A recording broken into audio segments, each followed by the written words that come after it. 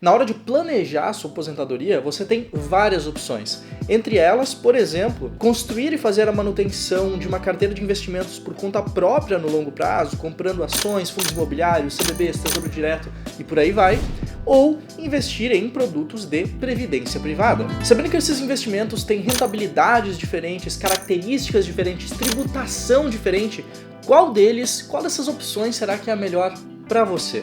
Qual que é a melhor forma para você se planejar para a sua aposentadoria? É com a previdência privada ou é com a sua carteira de investimentos? É isso que a gente vai ver no vídeo de hoje, em que eu trouxe um especialista nisso, um planejador financeiro, para nos acompanhar nessa jornada. E antes dele entrar em cena, eu já quero te adiantar também que eu vou te fornecer uma planilha gratuita para te ajudar no teu planejamento financeiro. Agora sim, vamos lá!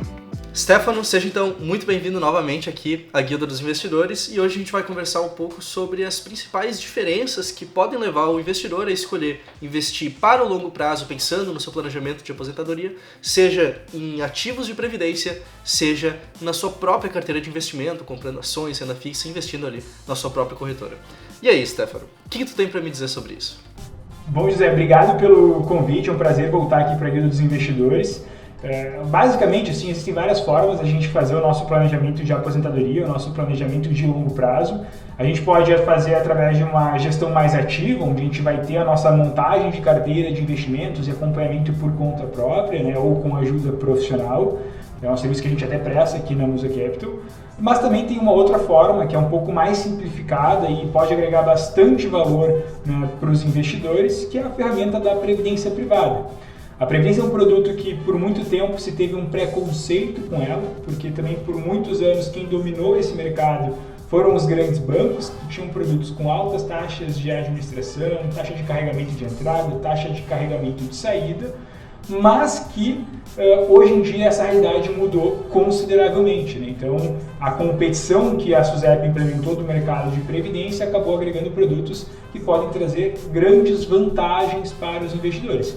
Eu acho que, assim, em paralelo, né, da gente falar sobre uma gestão ativa, onde a gente vai fazer a escolha dos produtos e tudo mais, né, dos ativos dessa carteira de investimentos, falar um pouco sobre a previdência hoje em dia faz bastante sentido. E eu queria trazer para ti aqui, José, e para quem acompanha o trabalho da Guilda, algo mais específico e dos critérios técnicos que uma previdência privada pode agregar dentro de um planejamento financeiro pessoal. Em relação aos benefícios que uma previdência pode agregar especificamente, a gente tem benefícios fiscais, né? Então, a gente pode, através de uma previdência privada, se a gente tem uma renda considerável na pessoa física, a gente pode fazer uma contribuição em previdência e reduzir a base de cálculo do nosso imposto de renda anual. Inclusive, depois vale a pena a gente compartilhar aqui minha tela e mostrar uma planilha que nós temos disponível no nosso site, onde a gente ajuda os investidores a decidir se faz sentido um PGBL ou um VGBL, só fazendo um disclaimer. Mas então, assim, a Previdência tem benefícios fiscais, que é essa possibilidade do que eu contribuo para a Previdência, além de eu guardar para o meu futuro, ele reduzir a base de cálculo do meu imposto de renda anual. Temos a questão da não incidência de come-cotas, né? Então, fundos de investimentos de renda fixa e multimercados no Brasil, existe a incidência de come-cotas, que é uma antecipação de cobrança de imposto que o governo faz sempre em maio e em novembro. O fundo de previdência não está sujeito à questão dessa antecipação. E na previdência nós também temos a possibilidade de uma tabela regressiva de imposto de renda, onde depois de 10 anos investido, aquele capital que eu investi por um período superior a 10 anos, chega numa alíquota de imposto de 10%. Qualquer outro investimento que a gente vai fazer, seja um investimento através de fundos de ações, fundos de multimercado, fundos de renda fixa, a alíquota mínima depois de 2 anos, depois da tabela regressiva, muitas vezes, acaba sendo 15%. A Previdência é o único que permite, depois de 10 anos, chegar a uma alíquota de 10% na tabela regressiva.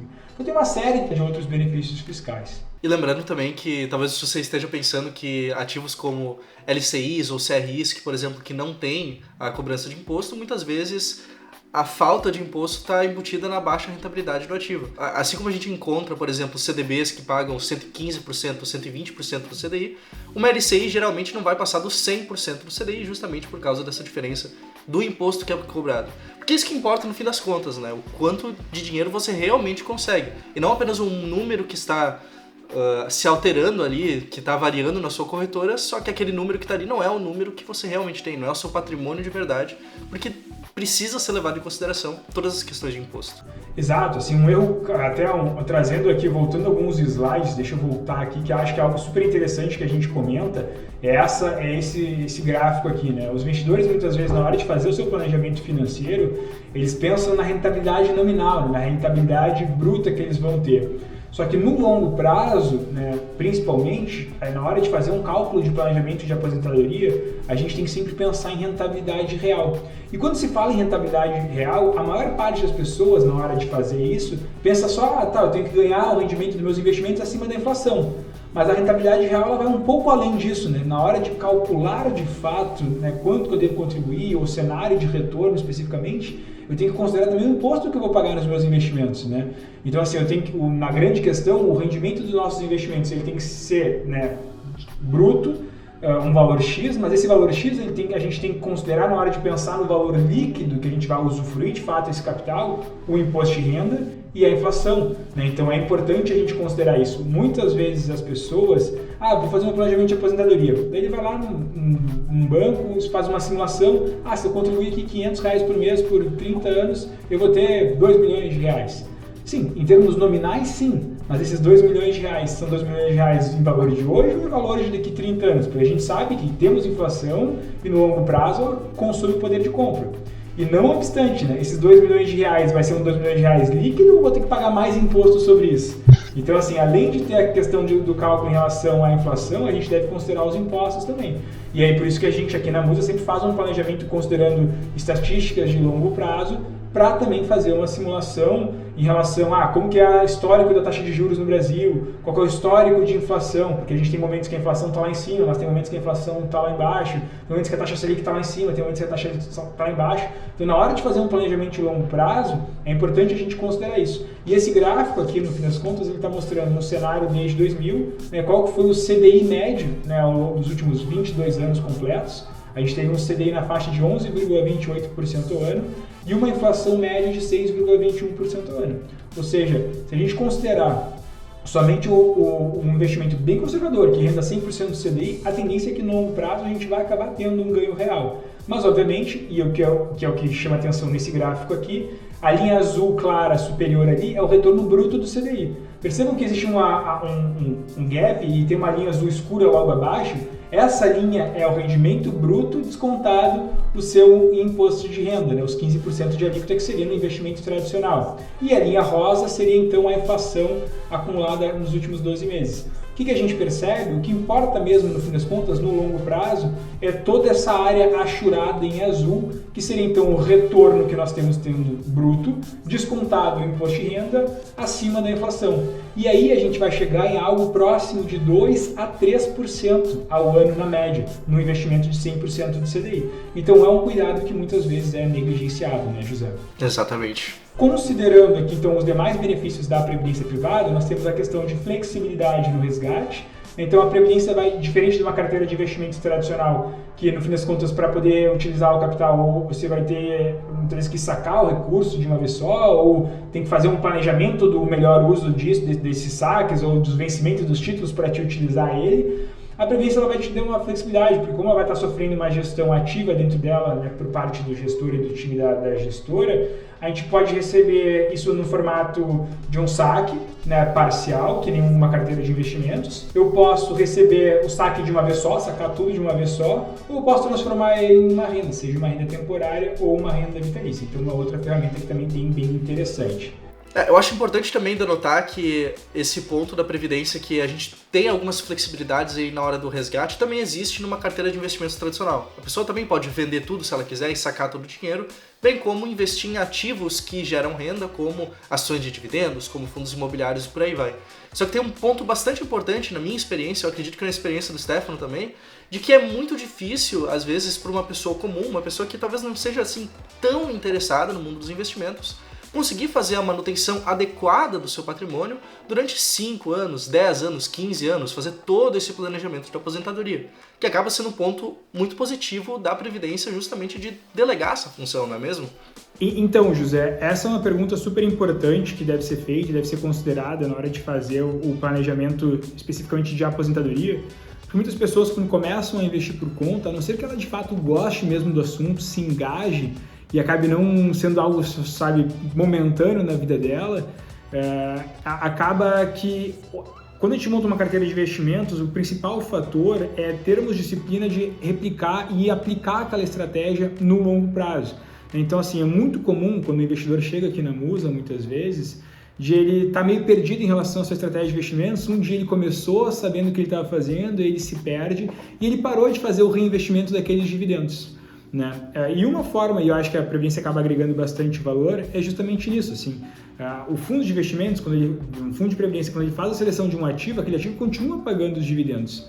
A grande diferença é que, por ter uma gestão ativa, ele vai receber aquele dividendo e vai reinvestir automaticamente. Então, isso garante que a estratégia continue sendo implementada ou reaplicada constantemente e, portanto, o bolo continue crescendo. Porque, no longo prazo, a disciplina de reinvestir os dividendos, de seguir uma estratégia sólida, firme, é o que vai fazer a diferença para a conquista da liberdade financeira, né?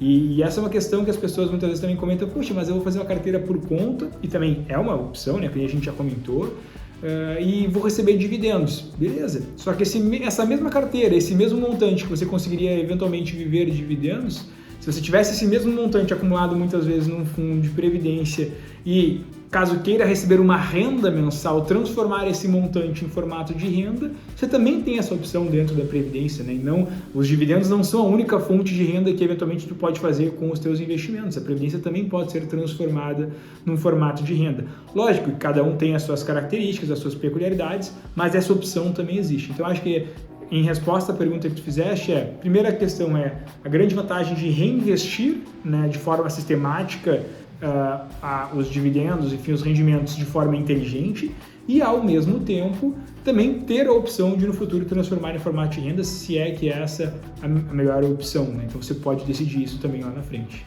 Maravilha.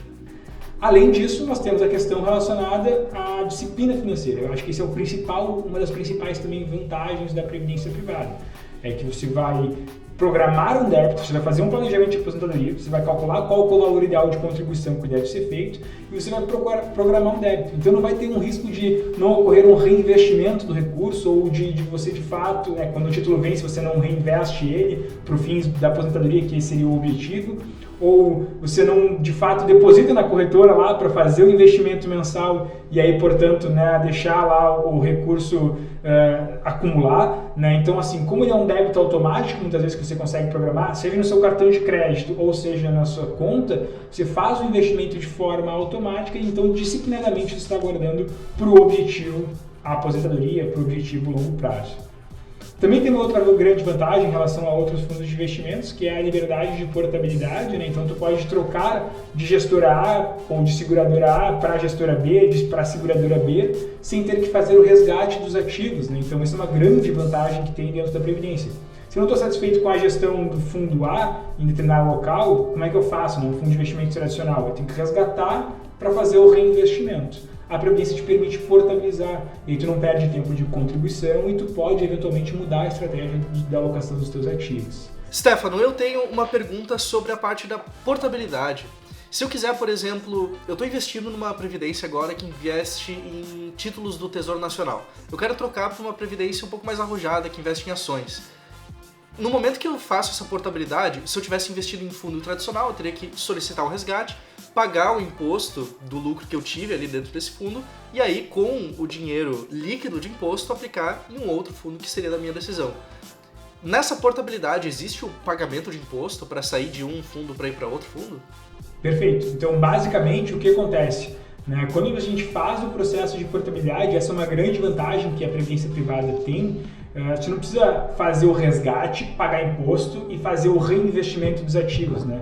Quando você faz esse processo, você acaba perdendo boa parte do seu capital porque você está tirando o fator de juros compostos, daquele montante total acumulado a agir a seu favor. Você vai ter que resgatar, pagar o imposto e reinvestir.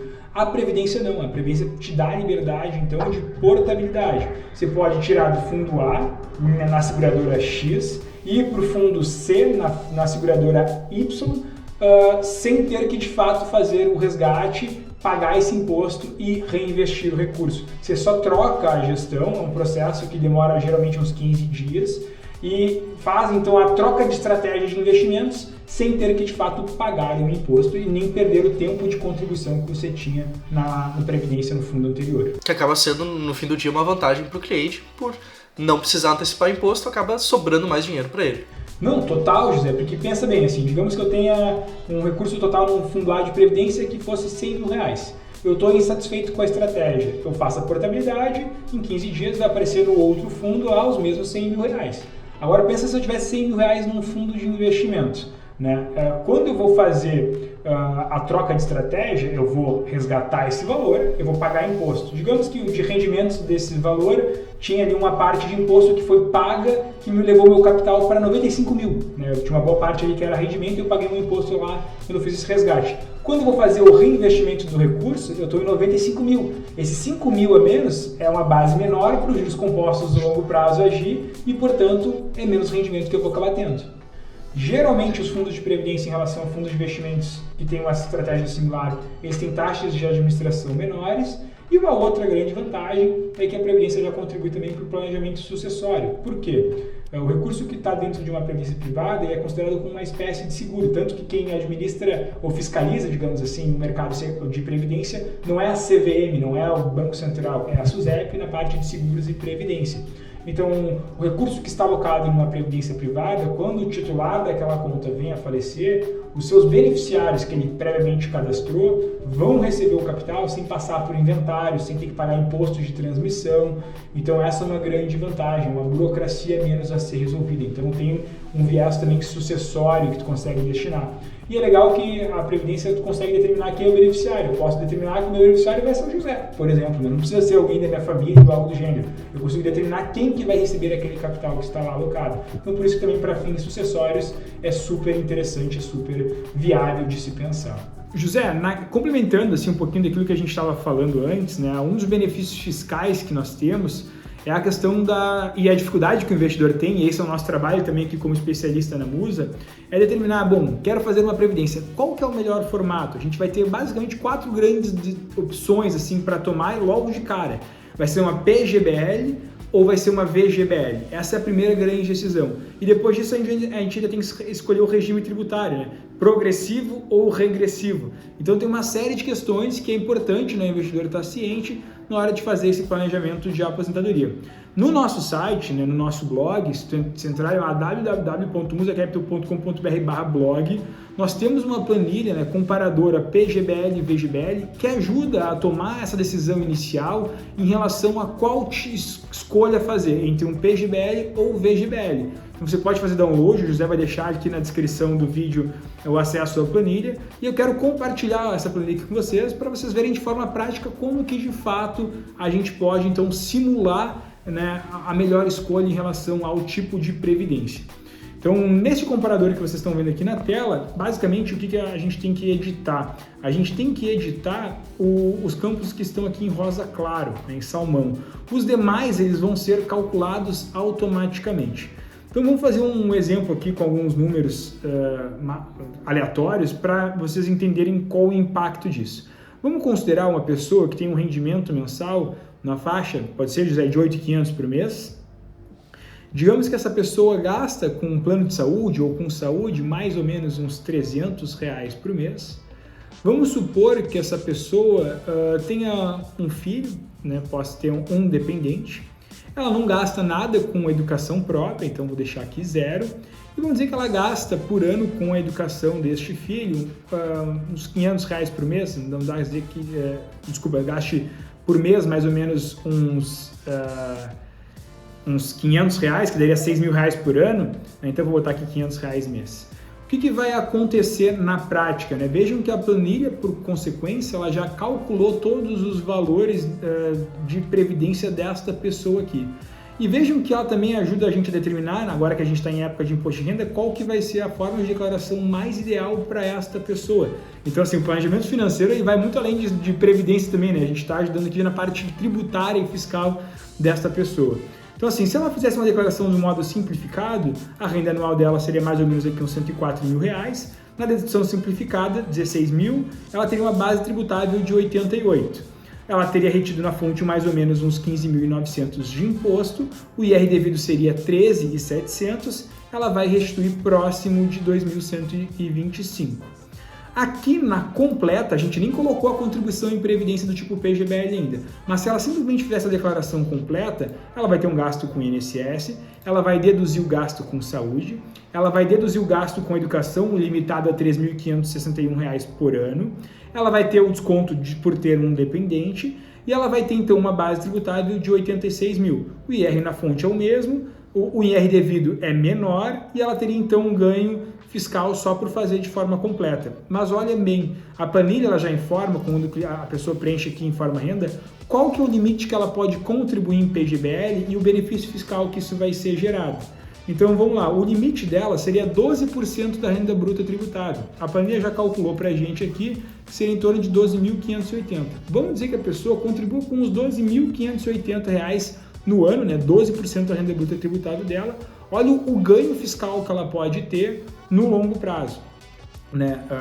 E até mesmo no curto, né? Porque a restituição é no ano seguinte, e eu falei no longo prazo porque tu vai reinvestir essa diferença, né? Então, portanto, no longo prazo fica ainda maior. Mas em curto prazo, né, na declaração do ano, aqueles 12 mil que ela contribui 500 no PGBL, além de acumular para o futuro dela, na previdência dela, está reduzindo a base tributável dela, né, de 88 para 73, o imposto devido foi de 13.700 para 9.800 e a restituição dela foi para 6 mil. Então ela tem uma economia aqui na declaração, em termos fiscais de curto prazo, R$ 4.000. O que é o interessante a ser feito? Ela receber esses 4 mil de restituição a mais do que ela receberia e fazer o reinvestimento desse valor na sua carteira de investimentos ou no próprio fundo de previdência. E assim ela está colocando, né, a eficiência fiscal, né, que uma previdência pode fazer, no caso aqui da PGBL, a favor dela, ela então tem um ganho tributário e obviamente reinvestindo isso é uma bola de neve que ela coloca a seu favor. Não sei se alguém já tinha visto isso, mas é uma ferramenta super interessante. Não é uma questão fácil, tem um monte de critérios técnicos. Aqui a gente foi algo bem simples em relação ao PGBL e VGBL, mas a gente ainda tem a forma tributária a ser escolhida, né? Regressiva, progressiva e uns outros pormenores. É importante destacar também, José, que esse é um benefício de curto prazo que o PGBL fornece, que permite acumular para a previdência por longo prazo, né? Acumular para a aposentadoria e ao mesmo tempo pagar menos imposto no curto prazo. Mas qual que é o porém? E aí aqui que fica o disclaimer, e é por isso que é importante ter conhecimento, né, ou ajuda profissional, né, nesse processo. O PGBL, no final das contas, que está acumulado o capital, ele vai cobrar imposto sobre o que você acumulou mais o rendimento. E o VGBL, ele vai cobrar imposto somente sobre o que rendeu, não sobre o que você também aportou. E é importante a gente se dar conta de que esse planejamento ele é super complexo de ser feito também, ele dá um ganho fiscal, mas ele é complexo porque se você não faz o reinvestimento dessa restituição, no longo prazo, como o imposto vai ser cobrado sobre o todo, pode ser que a operação não faça tanto sentido. Você tem um benefício de curto prazo, mas no longo prazo, como o imposto vai cobrar sobre o todo, pode ser que você pague ainda mais imposto de renda no longo prazo. Então esse é um cuidado que é importante ser feito, mas aqui nessa planilha você já consegue identificar os benefícios que se teria através de um PGBL. Exatamente. O que eu vejo muitas vezes é o investidor iniciante, principalmente, ele tem aquela gana de investir, de colocar o dinheiro em alguma coisa, de comprar suas primeiras ações, investir em tesouro direto, e começar a jornada dele enquanto investidor de cara, assim. Só que muitas vezes, ao longo do tempo, acaba deixando de lado essa parte da otimização tributária, de não apenas pensar em ter o pensamento correto, de se planejar financeiramente, de investir para os seus objetivos, mas também de fazer isso da forma mais otimizada possível, que, por exemplo, essa ferramenta, essa planilha é uma forma que ajuda bastante, pelo menos, o investidor a ter essa primeira visão, se valeria a pena ou não, talvez, mudar o que ele esteja fazendo atualmente, né? Com certeza. A questão tributária, quando a gente fala de investimentos, como a gente até já comentou antes ali, ela é muito importante, né? As pessoas negligenciam o custo de impostos na hora de fazer o seu planejamento. E uma questão também, outra que eu vejo comum, assim, para quem faz investimentos por conta, né, assim, vou eu fazer a seleção dos ativos, das ações e tudo mais, é não cuidar com a parte tributária, né, no sentido de não declarar o imposto de renda, não declarar os ganhos de capitais que tem muitas vezes, que por mais que, por exemplo, eu vendia abaixo de 20 mil, eu não preciso pagar imposto. Sim, você não precisa pagar imposto, mas você tem que declarar ele, né? Então, assim, tem algumas questões que às vezes as pessoas, na ânsia de investir por conta, muitas vezes, negligenciar essa questão tributária no longo prazo pode trazer um problema, e daqui a pouquinho tu cai numa malha fina e retomar uma multa da Receita. Então, a questão tributária para fins de acumular mais patrimônio no longo prazo e, ao mesmo tempo, não ter problemas com a Receita, ela é muito importante, né? Isso faz toda a diferença no nosso bolso, na nossa carteira de investimentos como um todo. Perfeito, muito bom. Essa planilha realmente abre os olhos da pessoa, principalmente de quem nunca parou para se preocupar com toda essa questão de otimização tributária. Eu vou deixar um link para ela aqui embaixo, vou deixar um link da Musa Capital aqui embaixo do vídeo também, na descrição do comentário fixado. E esse aqui foi mais um vídeo da Guilda dos Investidores. Stefano, muito obrigado pela tua participação, muito obrigado por compartilhar um pouco da tua sabedoria, da tua experiência enquanto investidor, e eu te vejo no próximo vídeo. Eu que agradeço, até mais.